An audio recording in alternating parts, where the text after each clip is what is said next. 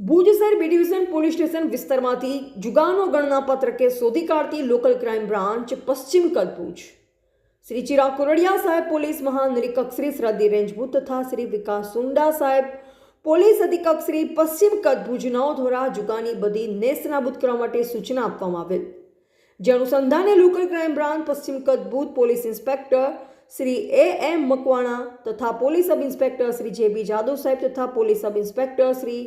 M.H. સિણલનાઓએ જુગારની બધી નેસ્તનાબૂદ કરવા માટે લોકલ ક્રાઇમ બ્રાન્ચના સ્ટાફને સૂચના આપેલ દરમિયાન એસઆઈ નિલેશભાઈ ભટ્ટ તથા police head constable Divyarajsinh Jadeja, Rajendrasinh Rathod, Jaydevsinh Jadeja તથા વુમન પોલીસ કોન્સ્ટેબલ રાજીબેન નાઓ ભુજ શહેર વિસ્તારમાં પેટ્રોલિંગમાં હતા, જે દરમિયાન રાજેન્દ્રસિંહ રાઠોડ તથા દિવ્યરાજસિંહ જાડેજા નાઓને ભીડનાકા દાદુપી રોડ પાસે આવતા સંયુક્ત રીતે ખાનગી રાહે બાદની હકીકત પડેલ કે અમુક સ્ત્રી તથા પુરુષ ઇસમો રેલવે સ્ટેશન નજીક